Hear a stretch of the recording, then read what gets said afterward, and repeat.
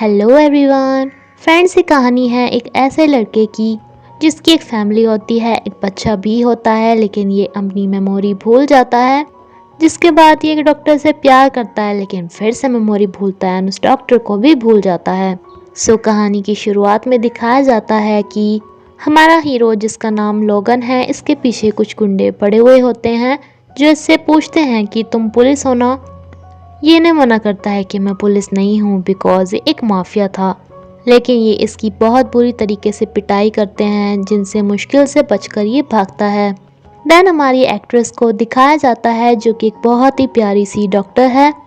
ये अपने घर पे जा ही रही थी कि रास्ते से इसे किसी के चिल्लाने की आवाज़ आती है एंड ये देखती है कि एक लड़का जो कि घायल पड़ा हुआ था वो हेल्प के लिए बोल रहा था। देन हम हमारे विलन को देखते हैं जिसके गुंडे इसे बताते हैं कि पता नहीं लोगन कहाँ पे छुप गया। चामिन इसे हॉस्पिटल में ले जाना चाहती थी, लेकिन ये वहाँ जाने से मना कर देता है। इसका घर पास में ही था, इसलिए ये अपने वॉचमैन को बुलाती है एंड इसे घर पे लेके आती है, इसे दवाई वगैरह लगाने के लिए, जो कि बस यही चिल्ला रहा था कि मुझे हॉस्पिटल में नहीं जाना है। देन इसके क्यूट से बेबी को दिखाया जाता है। यहाँ पे किसी को भी समझ में नहीं आ रहा था कि लोगन कहाँ गया, जो कि एक रात पहले से गायब था। लोगन को जब होश आता है तो सबसे पहले तो ये चामिन के ऊपर ही हमला कर देता है कि तुम कौन हो। ये इससे पूछती है कि तुम कौन हो, तो इसके कुछ भी याद नहीं था, ना अपना नाम ना घर का पता, बिकॉज ये अपनी मेमोरी लॉस कर चुका था।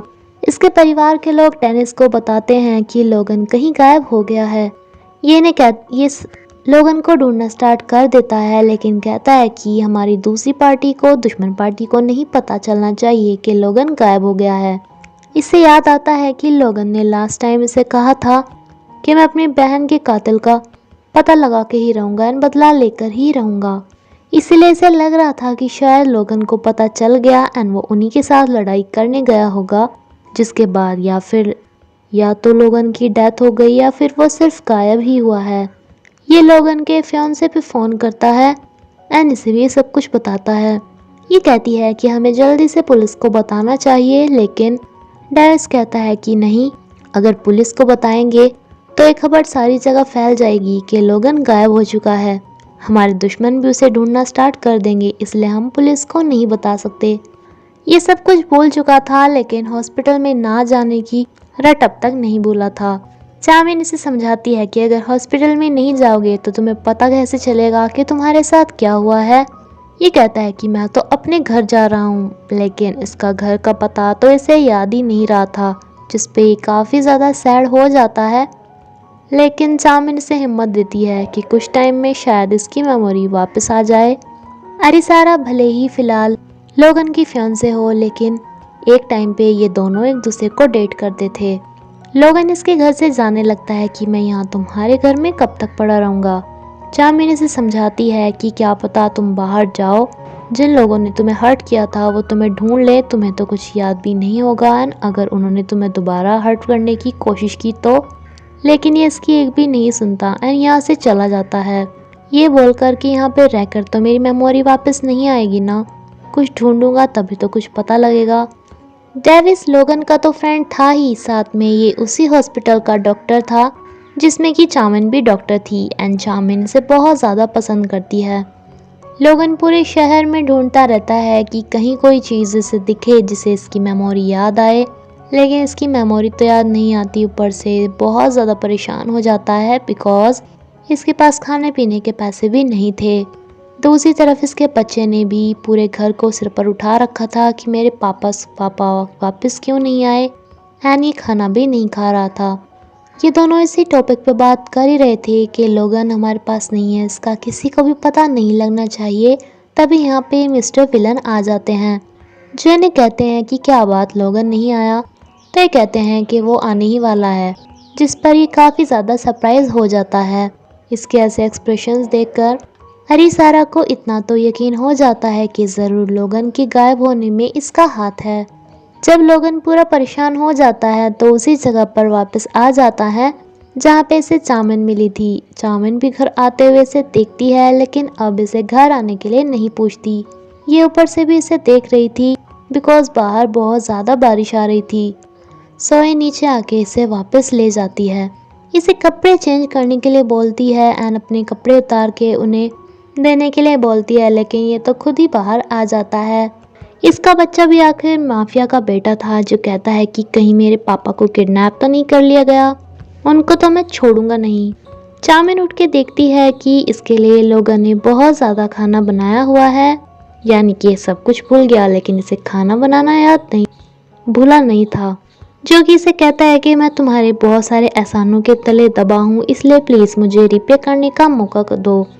ये ऐसे कहती है कि आज ना मैं तुम्हारे लिए कपड़े लेकर आऊंगी एंड तुम चिंता मत करो, मैं सब कुछ फ्री में नहीं कर रही। जब तुम्हें अपनी याददाश्त वापस आ जाएगी ना तो मुझे मेरे पैसे वापस कर देना।